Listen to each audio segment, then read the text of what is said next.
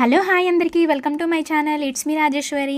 ఈరోజైతే బ్రేక్ఫాస్ట్లోకి నేను అటుకులతోనైతే పోహా చేస్తున్నాను.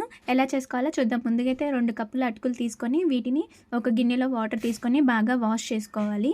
ఈ అటుకుల్ని ఆ వాటర్లో వేసేసి 2-3 టైమ్స్ అయితే మనం బాగా కడుక్కున్న తర్వాత ఆ వాటర్ని మొత్తం తీసేసి మనం గిన్నెలో ఈ అటుకుల్ని పక్కన పెట్టుకోవాలి. ఇలా పక్కన పెట్టుకున్న తర్వాత ఒక ప్లేట్ తీసుకొని మన ఇంట్లో ఏదన్నా జాలిది ఉంటుంది కదా, సో ఇలా జాలిది వడపోసేది ఉంటే దాంట్లో వేసేసి అటుకుల్ని ఆ జాలిదాన్ని మనం ఈ గిన్నె పైన పెట్టేసి అంతే ఉంచేస్తే దాంట్లో ఉన్న వాటర్ ఆ గిన్నెలో పడిపోతూ ఉంటాయి. ఇలా పక్కన పెట్టాలి ఒక 10 మినిట్స్ ఆ వాటర్ మొత్తం పోవడానికి.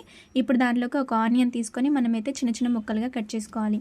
ఇలా ఆనియన్ కట్ చేసుకున్న తర్వాత దీంట్లోకి ఒక క్యారెట్ కూడా తీసుకొని సన్నగా తురుముకోవాలి. కొత్తిమీర కూడా కట్ చేసి పక్కన పెట్టుకోవాలి ఈ ఇంగ్రీడియంట్స్.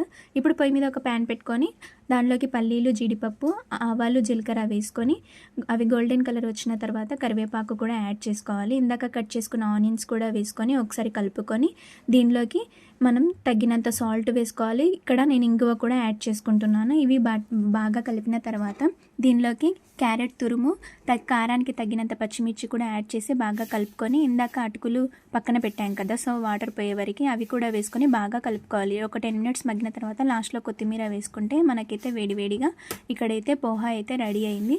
సో చాలా టేస్టీగా ఉంటుంది, చాలా బాగుంటుంది. ఇప్పుడు ప్లేట్లోకి సర్వ్ చేసుకొని కావాలి అంటే దీంట్లో లెమన్ కూడా వేసుకొని తినొచ్చు. మీరు కూడా అందరూ ఒకసారి ట్రై చేయండి. ఈరోజు మీరు బ్రేక్ఫాస్ట్ ఏం చేశారో చెప్పండి. ఈ వీడియో నచ్చితే లైక్, షేర్, సబ్స్క్రైబ్ చేసుకోండి.